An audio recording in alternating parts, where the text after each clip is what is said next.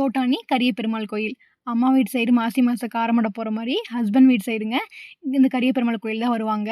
இங்க மாசி மாசத்துல வர அமாவாசை அன்னைக்கு நல்லா சிறப்பா செலிப்ரேட் பண்றாங்க. அதுக்கு முந்தின நாள் சாமி எடுத்து வீடு வீடா வந்து பூஜைலாம் பண்ணி குடுப்பாங்க. அடுத்த நாள் அமாவாசை அன்னைக்கு இந்த கோயில வந்து கவால வைக்கிறாங்க. நாங்களும் நேரமா ஃபேமிலியா கிளம்பி வந்திருந்தோம். வந்து சாமியெல்லாம் கும்பிட்டு வெயிட் பண்ணிட்டு இருந்தோங்க. சாமி அது வந்து இந்த மாரி அலங்காரம் பண்ணிட்டு இருந்தாங்க. இதெல்லாம் பார்த்துட்டு வெயிட் பண்ணிட்டு இருந்தோம். எனக்கு தம்பிக்கும் ஃபர்ஸ்ட் டைம் அப்படிங்கிறனால எல்லாமே உன்னிப்பா கவனிச்சுட்டு இருந்தோம். நாங்க வந்து காரமடை சைடு கொஞ்சம் டிஃப்ரெண்ட்டா பண்ணுவாங்க.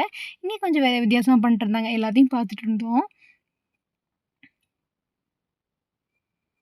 இதெல்லாம் ரெடி ஆனதுக்கப்புறம் கோயிலோட வெளி மண்டபத்தில கவால வைக்க ஸ்டார்ட் பண்றாங்க. இந்த கரெக்ட்டா அந்த கவால டைமுக்கு வந்து கருடன் வராருங்க. இதுதான் எல்லாரும் பார்த்துட்டு இருக்காங்க.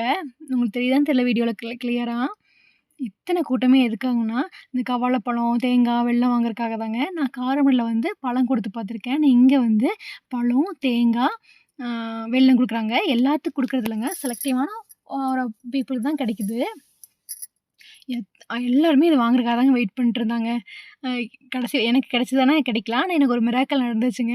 இப்ப நான் வந்து எனக்கு கிடைச்ச வந்து எனக்கு வெல்லம் தான் வேணும் அப்படின்னு சொல்லிட்டு வெயிட் பண்ணிட்டு இருந்தேன். கவாலும் வச்சு முடிச்சுட்டாங்க. எனக்கு கிடைக்கலைங்க. அப்புறம் மீதி இருந்த எல்லாமே வந்து முடிச்சதுக்கப்புறம் ஆளாளுக்கு கையில அள்ளிட்டாங்க. சரி பரவால்ல அப்படின்னு சொல்லிட்டு வெயிட் பண்ணிட்டு இருந்தேன். டக்குனு யாரோ ஒருத்தங்க என் அத்தைக்கு வெல்லம் குடுத்தாங்க. அத்தை வாங்குன உடனே வந்து எனக்கு கையில குடுத்துட்டாங்க. எனக்கு ரொம்ப சர்ப்ரைசிங்கா போயிடுச்சுங்க. அப்புறம் ரொம்ப ஹாப்பியா ஆயிடுச்சு. சாப்பிட்டு முடிச்சதுக்கப்புறம் தான் ஒரு துளி இருந்துச்சு. சரி வீடியோ எடுத்துக்கலாம்னு எடுத்துட்டேன். முடிச்சதுக்கப்புறம் மறுபடி சாப்பாடும் குடுக்குறாங்க. அது நாங்க வாங்கியிருந்தோம். வாங்கி சாப்பிட்டு திருப்தியா வீட்டுக்கு வந்தாச்சுங்க.